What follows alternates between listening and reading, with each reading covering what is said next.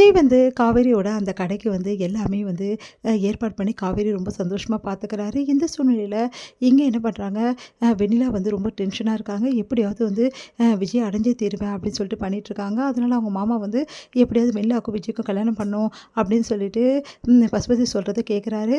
அதனால பசுபதி ஒரு திட்டம் போடுறாரு. எல்லாரையும் கூப்பிட்டு பேசுறாரு. இந்த மாரி விஜய்க்கும் வந்து வெண்ணிலாவுக்கும் கல்யாணம் பண்ண எல்லா ஏற்பாடும் நான் பண்ணிடுறேன் கோயில்ல. விஜயையும் வர வச்சிடலாம். விஜய எப்படியாவது வற்புறுத்தி வெண்ணிலா கழுத்துல தாலி கட்டணும் வைக்கணும். இதுதான் நம்மளோட பிளான் அப்படின்றாரு. விஜய் வந்து எப்படி வந்து கட்டுவாரு? அவர் மாட்டேன்னு சொன்னா என்ன பண்றது? அப்படின்னு சொல்லிட்டு வெண்ணிலாவோட மாமா வந்து கேட்குறாரு. அதெல்லாம் ஒண்ணும் பிரச்சனை இல்ல. அவர எப்படி பேசி வழிக்கு கொண்டு வர முடியுமோ அந்த மாரி பேசணும். எப்படியாவது வந்து வெண்ணிலா கழுத்துல தாலி கட்டிட்டாரு. அதுக்கப்புறம் வந்து காவேரியால ஒண்ணுமே பண்ண முடியாது. காவேரி வந்து கண்டிப்பா வரமாட்டா. ஏன்னா காவேரி பத்தி எனக்கு நல்லாவே தெரியும். அதுக்கப்புறம் என்ன, வெண்ணிலா வந்து விஜய் வீட்ல தான் இருப்பா. நிரந்தரமா இருப்பா அப்படின்னோன சந்தோஷம் தாங்க முடியல வெண்ணிலாக்கு. நிஜமாலே இதெல்லாம் நடக்குமா அங்கிள்? அப்படின்னு. கண்டிப்பா நடக்குமா. நான் என் அப்பா பத்தி உனக்கு தெரியாது வெண்ணிலா. அவர் சொன்னா சொன்னபடி நடத்துவாரு அப்படின்னு சொல்லிட்டு சொல்லிட்டு இருக்காங்க ராகினி. இங்க வந்து நான் எப்படியாவது வந்து உனக்கு ரொம்ப பெரிய பிரச்சனை துரோகம் பண்ணிட்டேமா. அதனால இந்த கல்யாணத்து மூலமா அந்த விஷயத்துலேருந்து நான் மீளுவேன். உன்னையும் வந்து விஜயும் சேர்த்து வைக்கிறது என்னோட பொறுப்புன்னு சொல்லிட்டு அன்பரசன் வாக்கு கொடுக்குறாரு.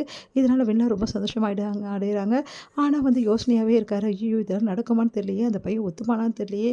இவங்க வேற ஏற்பாடு பண்றாங்களே. இப்போ என்ன பண்றது? அப்படின்னு சொல்லிட்டு யோசிச்சுட்டு இருக்காரு வந்து வெண்ணிலாவோட மாமா. அடுத்து வந்து இங்க என்ன பண்றாங்கன்னா, விஜய் ரொம்ப சந்தோஷமா இருக்காரு. அவங்க தாத்தா கிட்ட எல்லாத்தையும் விஷயத்தையும் சொல்றாரு. அது கேட்டு தாத்தாவும் ரொம்ப சந்தோஷமடைகிறாரு. "இங்க பாருப்பா வெண்ணிலாவ சீக்கிரமா இங்கேருந்து அனுப்பணும்" அப்படின்னு கண்டிப்பா அனுப்பிச்சிடலாம் தாத்தா சொல்லும்போது, விஜய்க்கு ஃபோன் வருது. இந்த மாரி வெண்ணிலா வந்து சொல்றாங்க, "நான் ஊர விட்டே போயிடுறேன். கடைசியா உன்ன ஒரு வாட்டி பார்க்கணும்னு தோணுது வந்து விஜய்" அப்படி சொன்னோனே, "சரி நான் வரேன்றாங்க." "என்னப்பா ஆச்சு?" "விஜய் எனக்கு என்னமோ இதெல்லாம் வந்து கரெக்ட்டுன்னு தோணலப்பா" அப்படின்னு சொன்னோனே, "பார்த்துருவோம் எதுவா இருந்தாலும். எனக்கு என்னமோ வெண்ணிலா வந்து ஏதோ வந்து தப்பு பண்ற மாரி தோணுதுப்பா. ஏன்னா இவ்வளோ சீக்கிரம் வெண்ணிலா வந்து ஊருக்கு போகிறவளே கிடையாது" அப்படின்னு. "எனக்கும் அதான் தாத்தா புரியுது. இதுக்கு எல்லாத்துக்கும் ஒரு ஸ்கெட்ச் வச்சுருக்கேன் தாத்தா. எல்லாத்தையும் நான் பார்த்துக்கிறேன்" அப்படின்னோனே, "என்னப்பா பார்த்துக்க போற? பரவாயில்ல தாத்தா பார்த்துக்கலாம்." "இல்லைப்பா நானும் வரேன்" அப்படின்னோனே, "இல்லை தாத்தா முதல்ல நான் போகிறேன். அதுக்கப்புறம் நீங்கள் வாங்க கோயிலுக்கு தானே.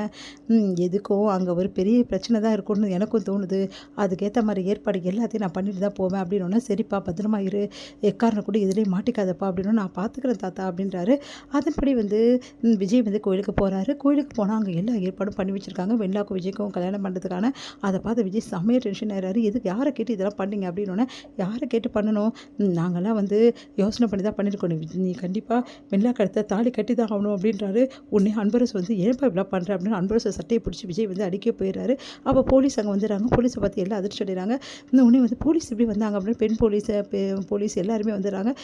"இந்த மாதிரி வந்து நீங்களே நியாயம் சொல்லுங்கள்" அப்படின்னோடனே, "நான் வந்து கல்யாணம் ஆனவன். ஆனால் வேணும்னே வந்து இவங்க என்னை கட்டாயப்படுத்தி கல்யாணம் பண்ண பார்க்குறாங்க" அப்படின்னோடனே போலீஸ் அதிர்ச்சி அடைகிறாங்க. "இங்கே பாருங்கள், அவருக்கு சட்டப்படி டைவர்ஸ் ஆகலை. டைவர்ஸ் ஆகாத ஒரு பையனை கல்யாணம் பண்ணணும்னு சொல்லிட்டு ஏற்பாடு பண்ணதே தப்பு.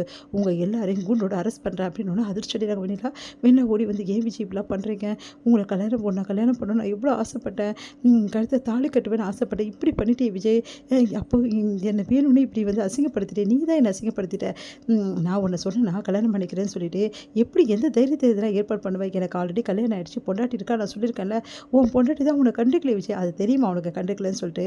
என் பொண்டாட்டி எப்போவுமே என்ன தான் நினச்சிட்டு இருக்கா. அவளுக்காக நான் என்ன வேணாலும் செய்வேன். ஒன்னெல்லாம் நான் கல்யாணம் பண்ண முடியாது" அப்படின்னோடனே அதிர்ச்சி அடைகிறாங்க. எல்லாருமே வந்து அப்படியே பார்த்துட்டே இருக்காங்க. போலீஸ்கிட்ட வந்து பசுபதி வந்து பேசுகிறாரு. "இங்கே பாருங்கள், இந்த கல்யாணம் கண்டிப்பாக நடந்தே தீரணும். நாங்கள் எல்லாமே வந்து கரெக்டாக தான் பண்ணுறோம்." "எப்படியும் கரெக்டாக பண்ணுறீங்க? சட்டப்படி வந்து அவருக்கு கல்யாணம் ஆயிடுச்சு. அவரை கட்டாயப்படுத்தி யாரும் கல்யாணம் பண்ணி வைக்க முடியாது. எல்லாம் நடங்க ஸ்டேஷனுக்கு" அப்படின்னு ஒன்று அதிர்ச்சி அடைகிறாங்க. வெண்ணிலா அழுதுகிட்டே வந்து வேறு வழி இல்லாமல் போலீஸ் கூட போகிறாங்க. எல்லாருமே அங்கே